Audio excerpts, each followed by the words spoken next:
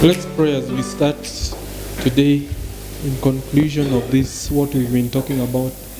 Father, we thank you for this congregation. We thank you for these people that love you and trust you and obey you, O God. Father, the song we just sang say that when we walk with the Lord, it's our hope, is our desire that we will walk with you.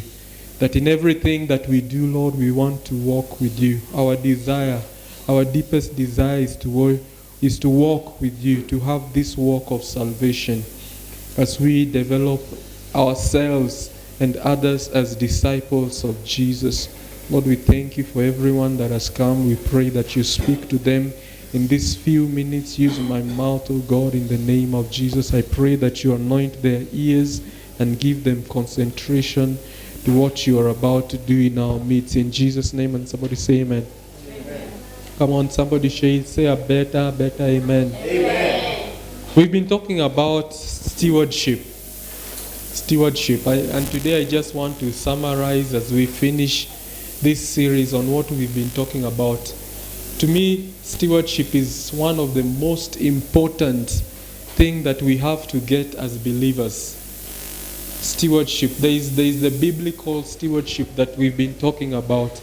And we said, for those who are not here, that stewardship is simply taking care of something that does not belong to you.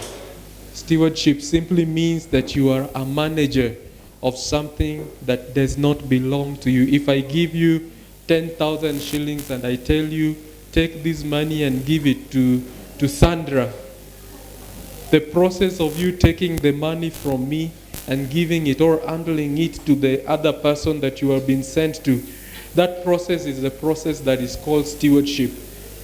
That money in your hand does not belong to you. That money you have been sent, you have been entrusted to give it to somebody else. So you become a steward of that money that you have been given. And God, being the honor of everything, has stewarded the church. He has stewarded us with so many things, one of them being our lives. Your life is your life does not belong to you. You are a steward of the life that you are living. Hallelujah. Amen. You are not your own. The Bible says that, know ye not that you are the temple of God. Hallelujah. You are not your own. Your breath is not your own. The owner of that breath can decide and take it away. And then afterwards he is going to hold you accountable. The Bible says that we will all be held accountable of what we did in the flesh. Hallelujah. Amen. You will be held accountable as a steward, as a manager of that thing that God gave you. So if God gives you something, it's upon you to steward it. And we've been putting our text to this story of the parable of the talents, the parables of the talents, in that this man decides to leave town, but he has 3 servants. And the Bible says that he takes 5 of his talents, he gives the first one. He takes 3, he gives the second, and he takes 1, and he gives the third. So the first and the second decides to walk towards what they have been given. The Bible says that the one who was given 5 goes and he multiplies. Multiplication. This parable simply means that God wants us to multiply in everything that he has given to us. The second one also goes the same, and he does the same. He works on the talent and he multiplies and he brings double of what he was given. But the third one that brings all the story into a standstill, because the Bible says that the third one is called into the courts of his master, and he comes with the original talent that he was given. Then when he is asked, why have you not done business with what I gave you? Why have you not put into use the talent that I gave you? His answer is that, Lord, I knew that you're a mean man. I knew that you're a mean man who loves to reap where he did not sow. And we say that your perspective of God will determine what you do with what he has given you. Your perspective of God. There are people that have gone through issues in life and their perspective of God has been changed. In that, have you ever seen people who saying that, where was God when such and such thing was happening to me? Where was God when my husband was leaving me? Where was God when my child was dying? Where was God when my dad was dying? Because now the situation that they have gone through has changed their perspective of God. Their perspective of God. And this man comes to his master with a changed perspective. He said that, I know that you're a mean man. I know that you love to reap where you did not sow. So what did I do with your talent? I took it and I hid it, so that when you come, I will give you what is yours. Not knowing that the master expected multiplication with what he was given. I want you to turn to somebody and tell him God expects multiplication. God does not expect addition. He expects multiplication. In that if he gives you one, he will not expect you to bring the one. He will expect you to work on the one and multiply it. The Bible says that unless a kernel of wheat, unless a grain of wheat falls to the ground and dies, it abides alone. Hallelujah. And Jesus being the grain from God, Jesus being the kernel from God, the Bible says that at the cross of Calvary, he died so that we will come out of that seed that died. Hallelujah. We came out of the seed that died on the cross. The Bible says that unless a kernel of wheat falls to the ground and dies, it abides alone. God will not have gotten the results that he is getting today if he did not decide to die. Hallelujah. And after that, the day of Pentecost, the harvest began. And the seed began to germinate. And we are a product of what God did. Hallelujah. Jesus was given to care for something that did not belong to him.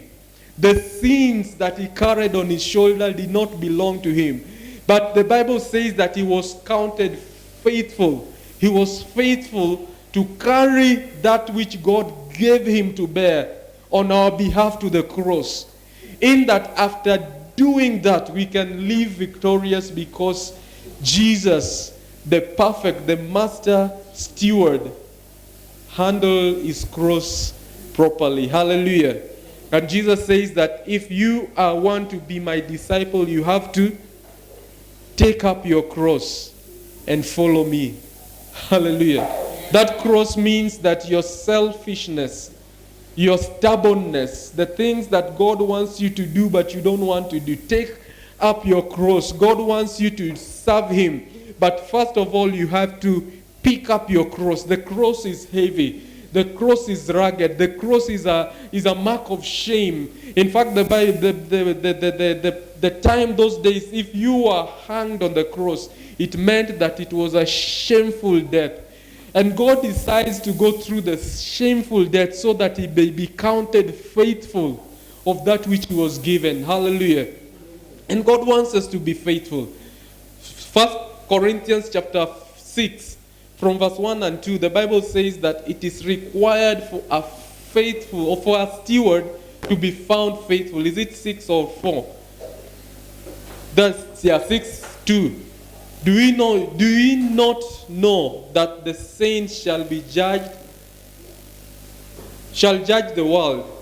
And if the world shall judge, no, it's not, it's check 4. Check 4:2.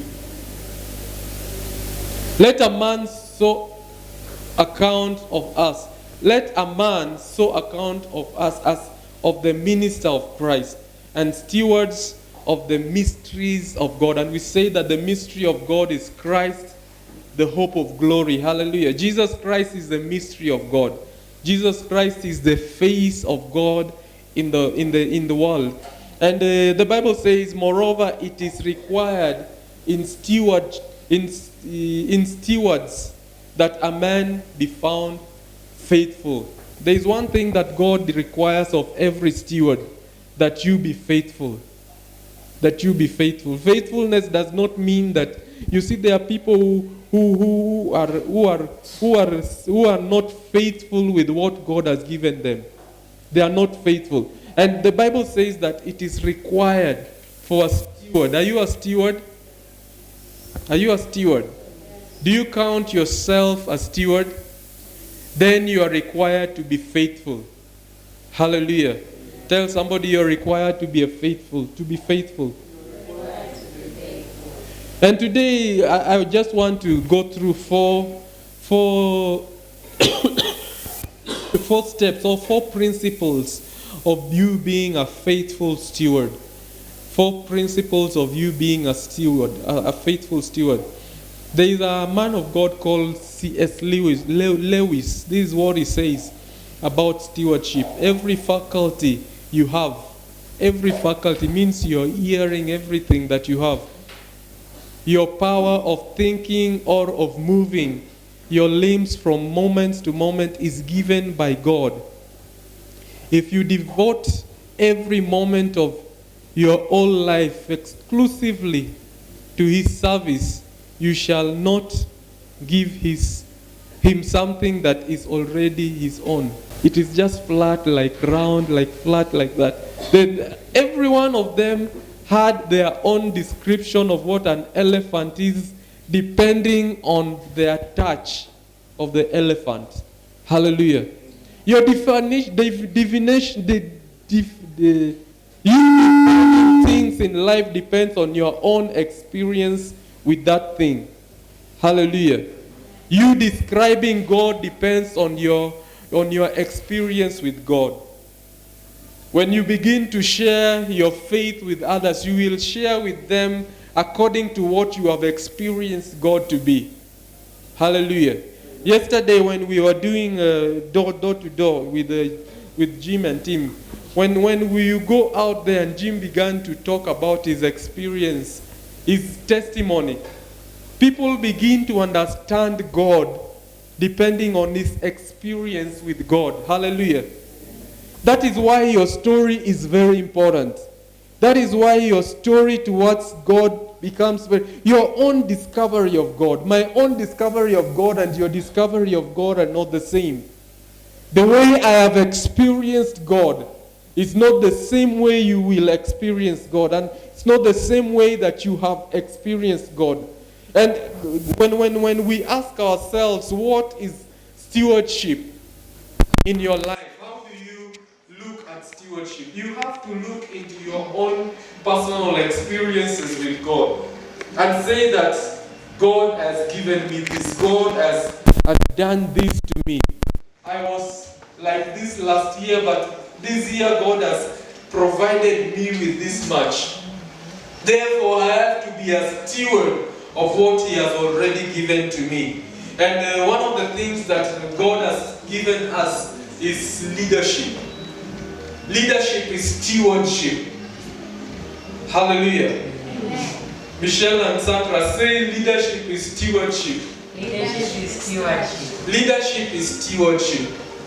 Whenever God gives you something to steward, it means that He has given you an opportunity to lead. He has given you an opportunity to lead something. Lead your life. Everyone is a leader. You are a leader of your own personal life. You are a leader of some other lives that God has given to you. Maybe your children, maybe your husband, your wife. You are a leader in your own rights. And stewardship is all about leadership. It's all about leadership. And if we are going to succeed in leadership as a principle of our own life, in stewardship, then we have to grasp the 4 things that will mention just as we begin to close this series. The first thing is that the principle of ownership. The principle of ownership. Say the principle of ownership. The principle of ownership. Psalms chapter 24. Psalms 24, I think it's in verse 1.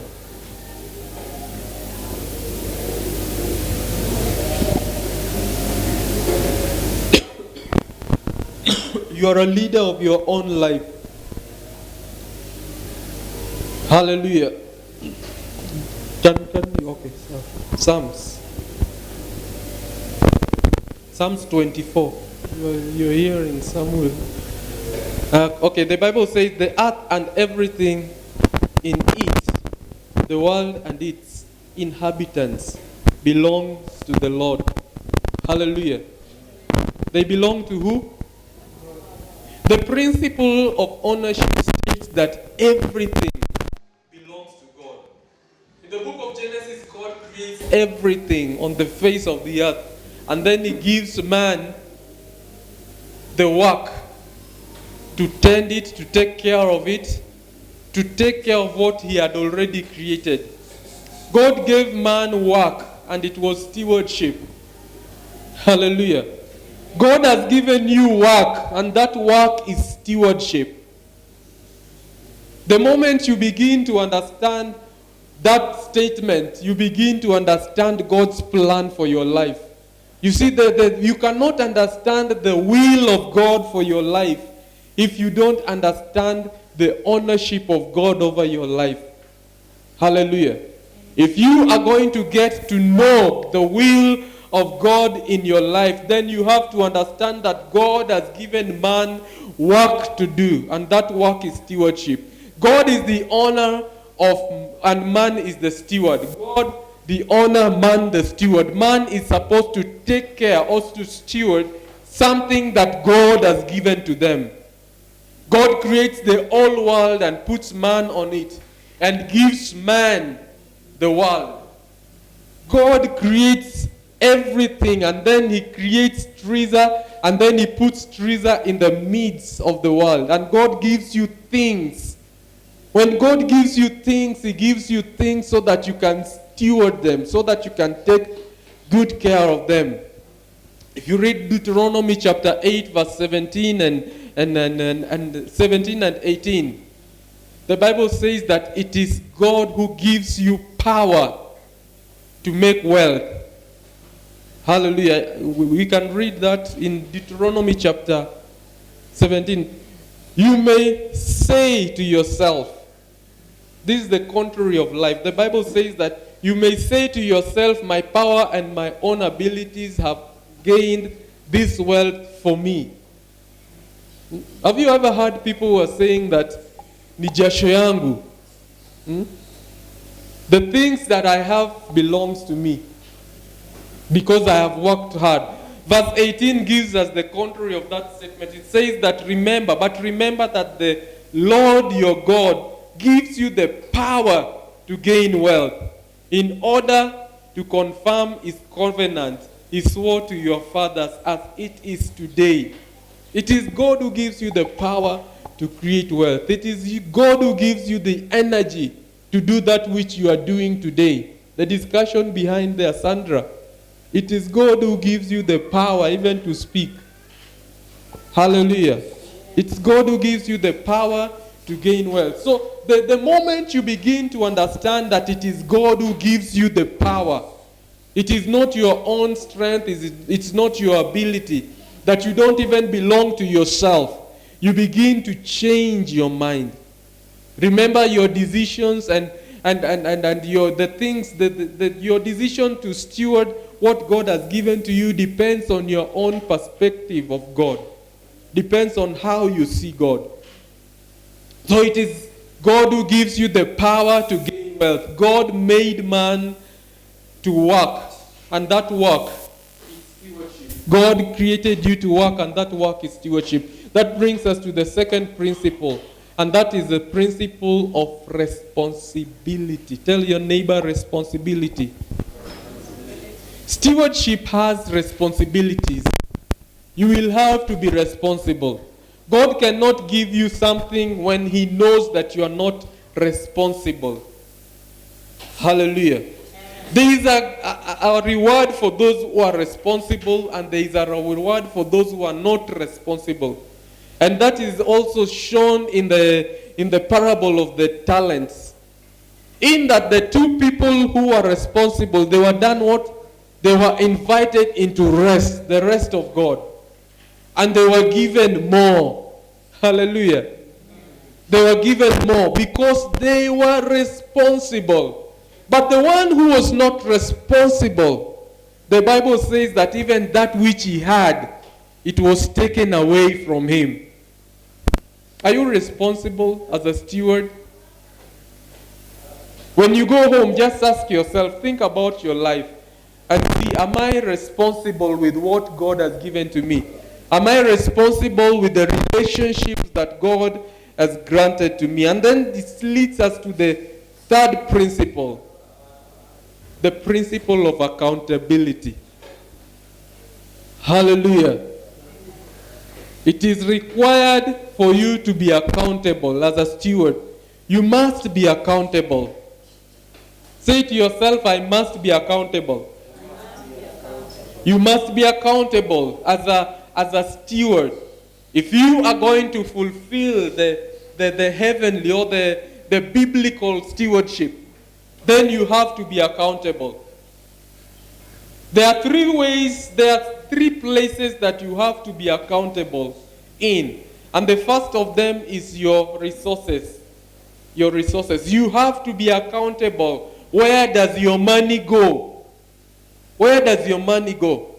Look at your life and see. The Bible says that it is your treasure, out of your treasure, your heart. Where your treasure is, there your heart will be. Where your heart is, there your treasure will be. Where your heart is, that is where your heart is, that is where you will take your money. There are people whose hearts are in witchcraft. And it doesn't matter how much that man will ask you for. You are going to give it. There are people who their hearts is in other people praying for them. So it doesn't matter how much the person is going to manipulate them in their situation. They are going to fall to the manipulation. Why? Because where your heart is, there is where your resources will be. Your resources, your time. Where do you spend your time? With whom do you spend your time? Your resources. And the most important resource that God has given to us is time. You will never recover the time that you have already lost. Hallelujah. Once it is lost, it is lost. You will never be 40 again. Hallelujah. I have already passed 40 and I will never be 40 again. That time is gone. You will never be 15 again. Sandra, you will never be 10 again. However much you try it, you will never come back to be 10. Hallelujah. What are you doing in your current resources?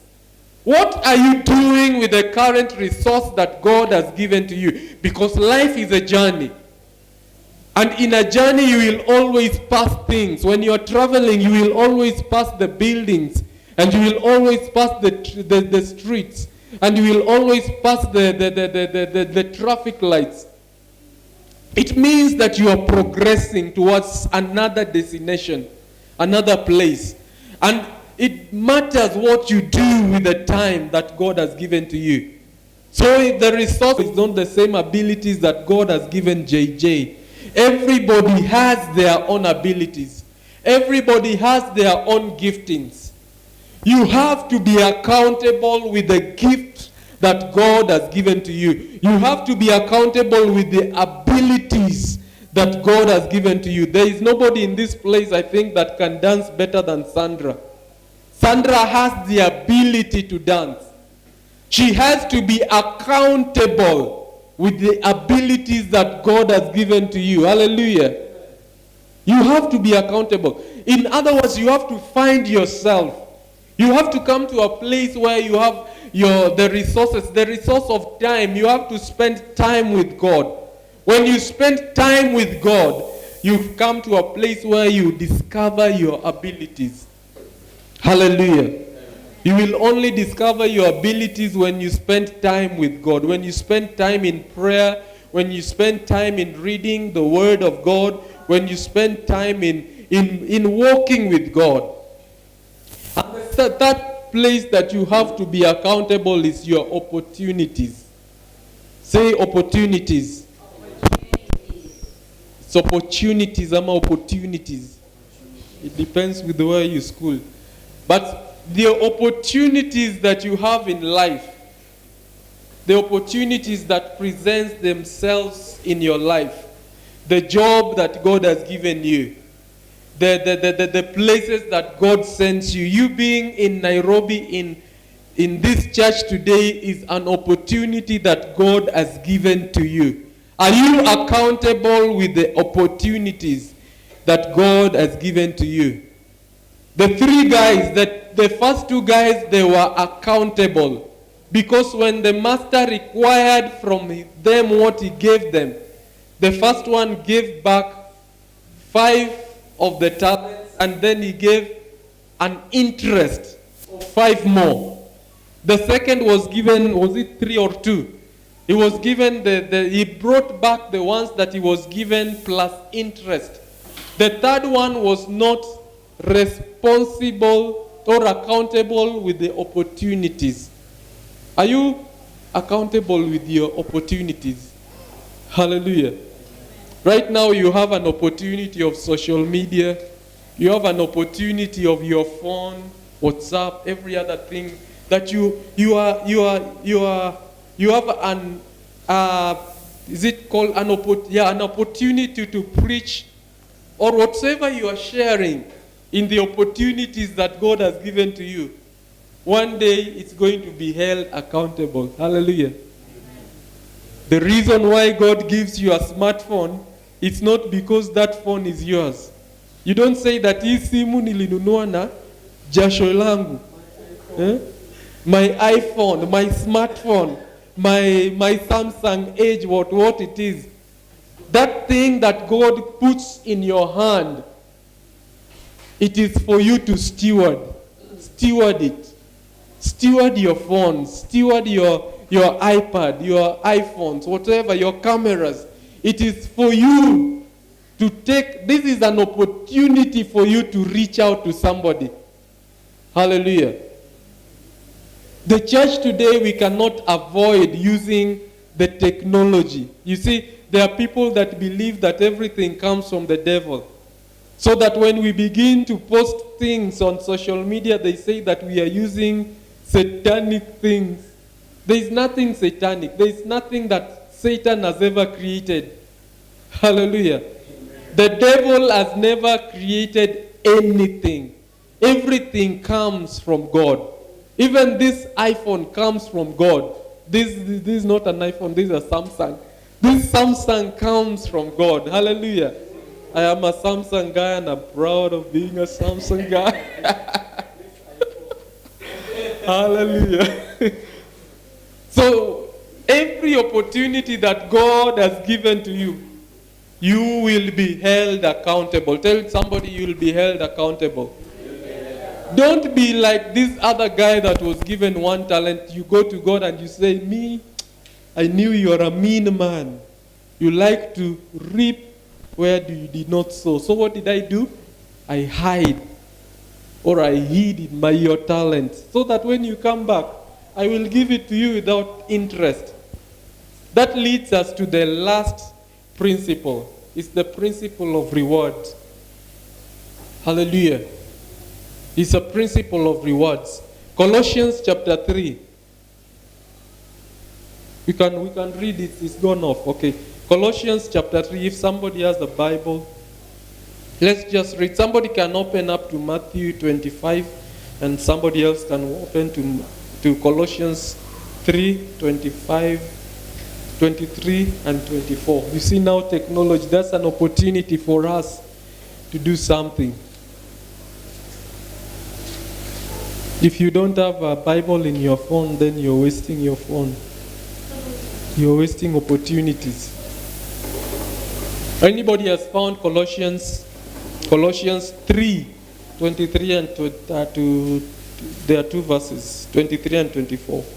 Then somebody else to open Matthew chapter 25, 21. Colossians chapter 3, 23. Yes, read it. And whatsoever you do, do it with heartily as to the Lord, and not unto men, knowing that knowing that of the Lord ye shall receive the reward of the inheritance. For we serve the Lord Christ. Whatsoever we do, the Bible says that you will receive a reward. There is an eternal reward that is coming because of your faithfulness. Hallelujah. As a steward, you have to come to a place where you know that God is not stingy. He is going to repay your faithfulness. That when he says that it is required for you to be faithful and you are faithful, he is going to reward you. Hallelujah. Get it behind your head that whatsoever I'm doing in life, in my life, if I am bringing influence, or if I am bringing change in somebody's life, God is going to reward me because I am being faithful with what is not mine. When we are reaching out, we are being faithful with lives that don't belong to us. Those lives belong to God. So that when we go out and we plant the seed of the word, we are counted faithful and there is a reward. That is why we invite people to come out and we do this door to door, because there is a reward. God will just come and tell you that this day that you went to this house and you preached the gospel. You never know what people are going through in life. People are going through death. Yesterday when we were walking, as Jim mentioned, there are people who are going through the sorrow of death. Hallelujah. Like three of the people that we met. Yesterday, just to give a report, we reached out to 8 people. And out of the 8 people, there are 3 who are going through the stench of death. They are going through maybe they've lost a loved ones. Some of them are still going through the process of grief. Like this lady who stays here, she lost a mom in January. And when you talk to her, she's still going through the process of grief.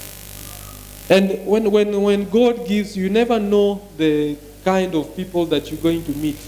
God has equipped us with the grace. God has equipped us with the power to reach out to people, to bring solution to people's lives. And whatsoever we are doing as stewards, we have to know that there is a reward. Hallelujah. There is a reward. Matthew, whoever has found Matthew. Matthew 25:21. Matthew 25:21. Matthew 25:21. Yes.